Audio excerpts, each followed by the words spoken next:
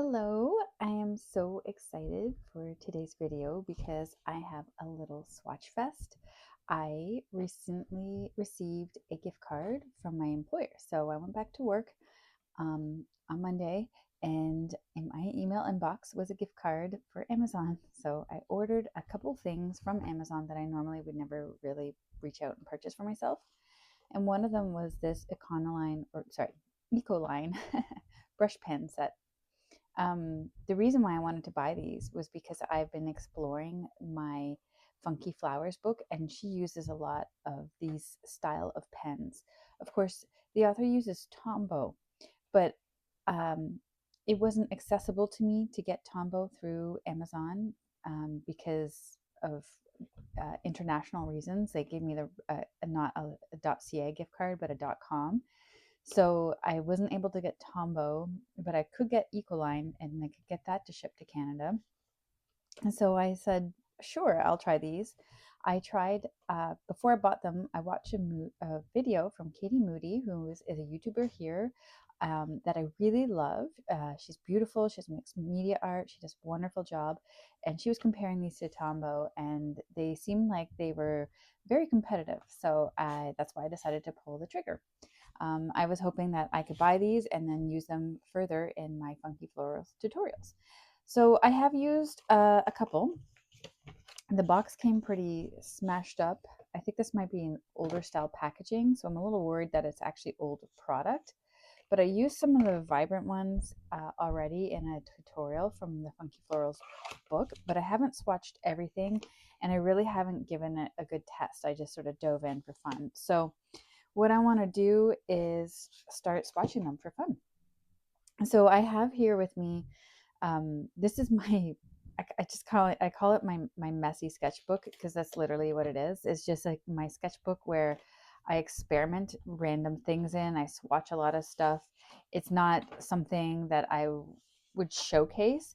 This is just a place where I experiment. So I do intend on doing proper swatches for reference later, but right now I just really want to dive in and play. So I'm going to start pulling some colors because I want to swatch each one. I have some clear water here, and just grabbed a handful of brushes for fun, although I'm going to pull out a couple that I probably won't use.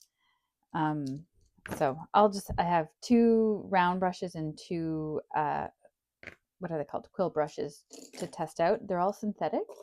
I prefer to use synthetic brushes. So these are a brush pen, and they are water-based, and they're meant to be water soluble as well. So they're supposed to behave like Tombow.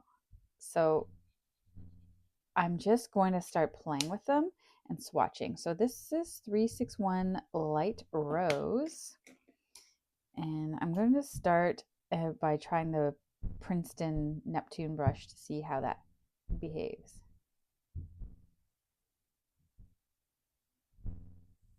And there, it's pretty saturated. And what happens if I add water or add more ink to it? Interesting. And then out of curiosity,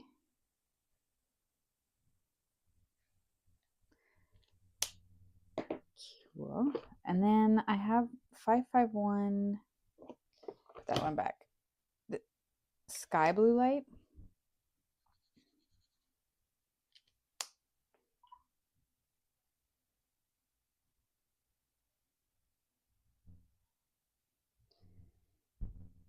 They're not really mixing very well that way. This paper isn't good either. Well, let me grab different paper.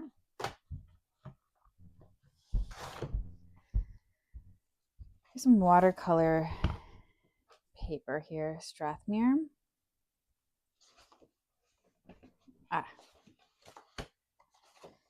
Just grab a sheet. And this one is kind of smoother. cold press.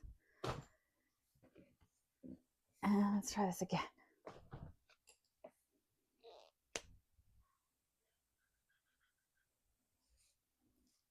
Put some down.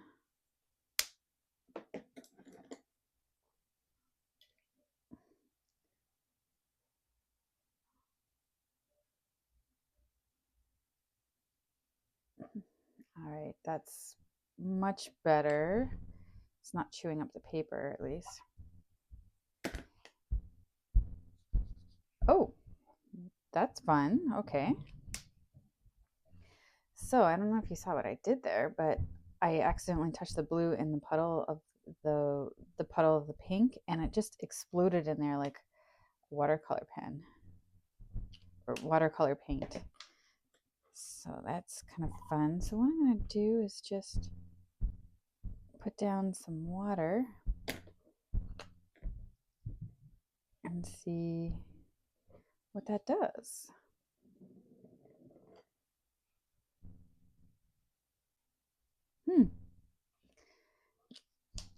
Well, that's fun. Okay.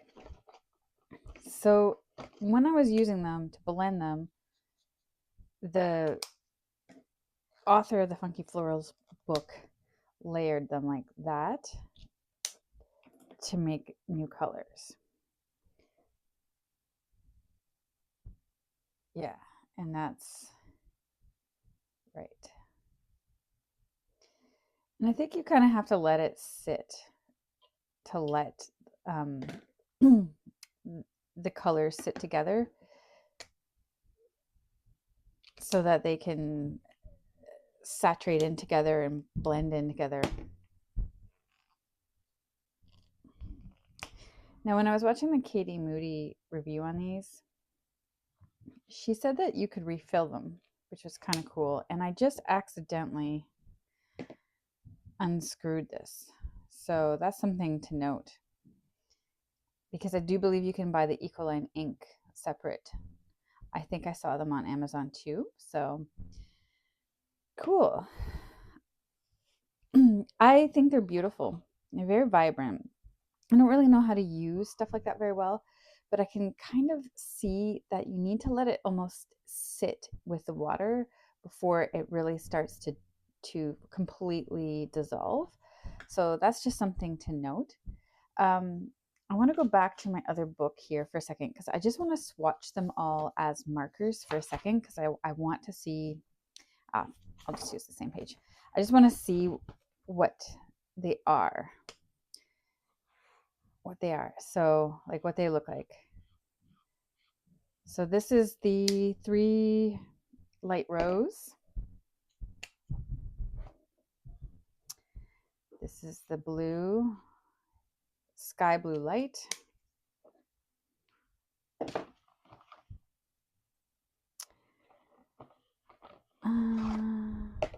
I should have. Let's go through all the blues. Pastel blue.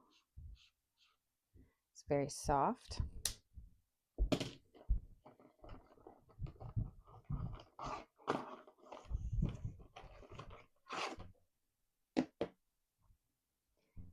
Turquoise green.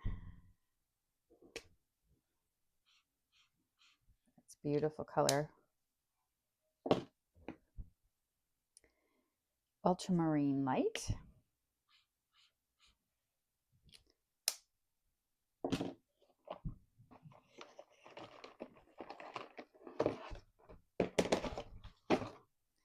Ooh, this one looks like, it's called indigo.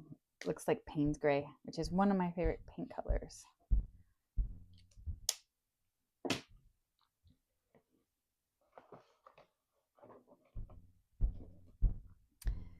Fur green.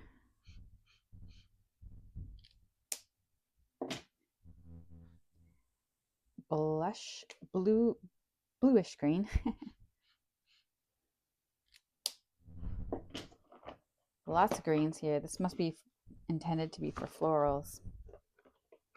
Let's pull out more greens and get through the greens.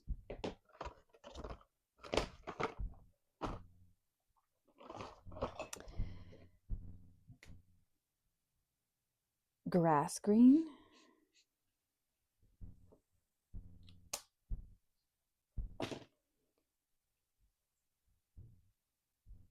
pastel green, very light.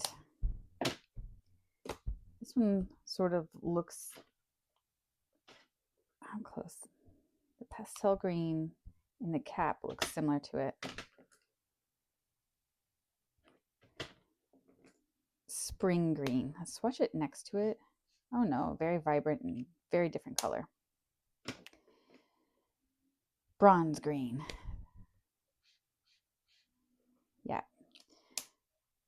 That's kind of good to note is that the greens, while they somewhat look similar in the tube, and on the paper I find them to be quite different. So there's not a lot of redundancy.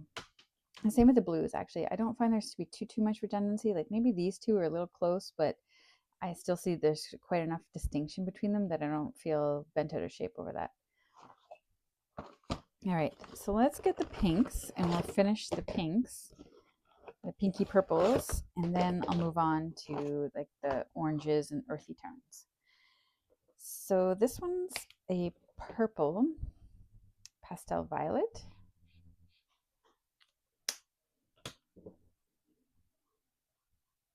Fuchsia.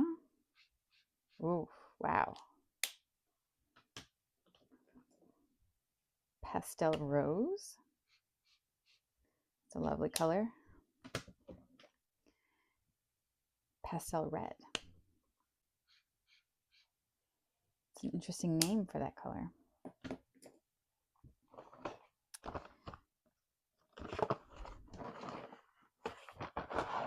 All right, so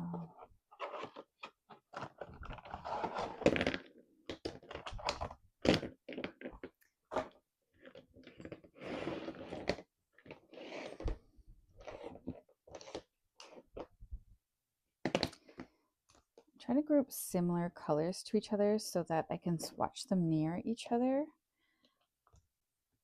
That way I can see if anything looks too redundant.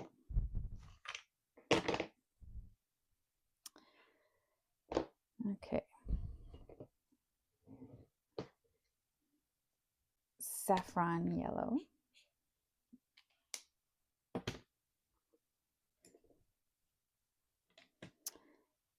Golden ochre.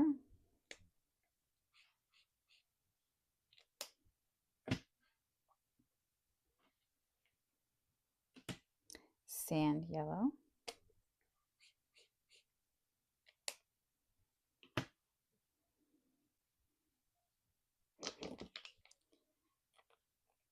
Let's do this one. Pastel yellow. It's very light. This is just mixed media paper, so it's kind of chewing it a little bit and making some fuzzy, sort of fuzzies. I don't know how to say that. Apricot.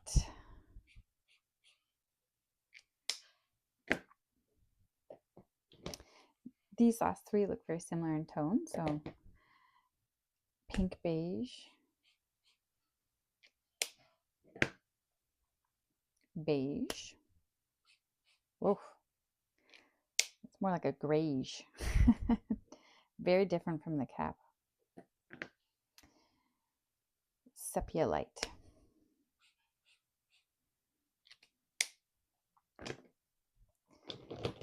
All right, and we have this last little batch here.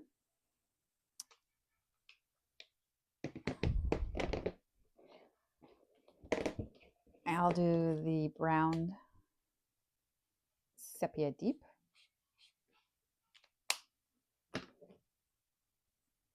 Mahogany. Ooh, beautiful color. Deep gray.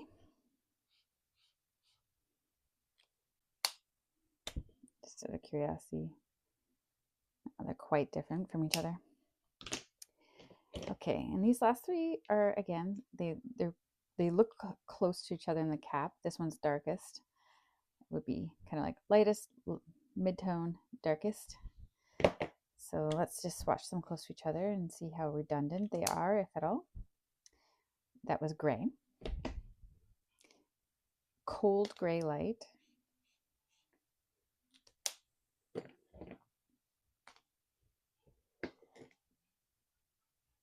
Warm gray light.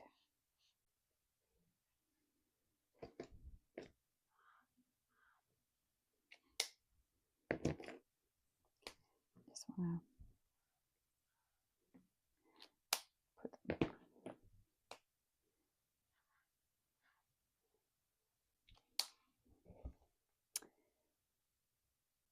Just putting them really close to each other so I can see the undertones.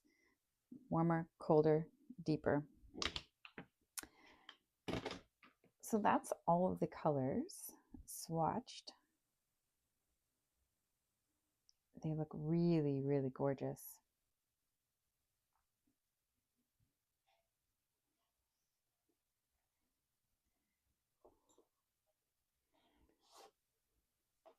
And I'm just going to go to the back of this. This is just a scrap paper I found.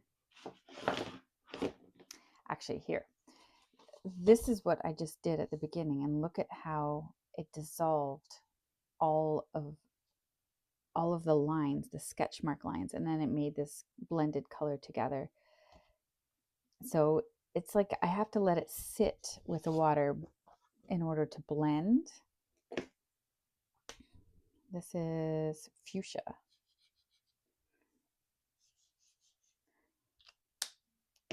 Just kind of curious. So it seems like in order to make them work, if when I first lay down the water, you can see underneath there, you can still see the sketch marks.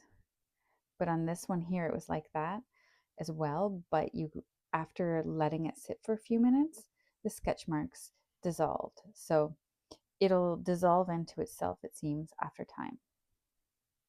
Now for this one, I'm just kind of curious how I can pull it, if I can pull it. I don't really know how to use these type of markers, so I'm kind of scrubbing the paper a little to see if I can lift up that ink and just pull it around.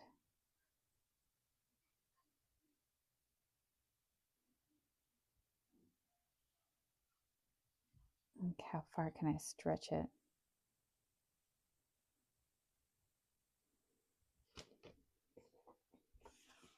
I mean, I can really pull the color. You can see at the edges where it started to dry. So we'll give that a second. Oh, see, the marker marks are gone already. That's interesting. Okay, one more little thing I wanted to try. I wanted to try a gradient. Let's look back here for a second. See, maybe these two blues.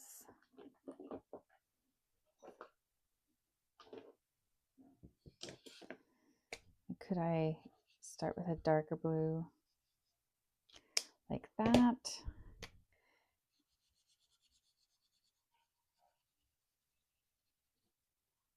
And then just kind of blend into each other.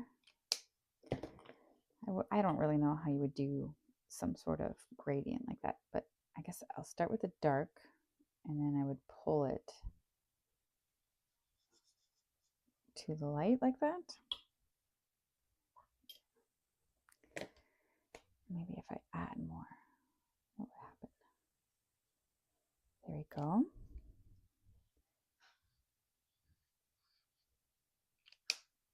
So I can boost up the color. And if I don't think that matters that much.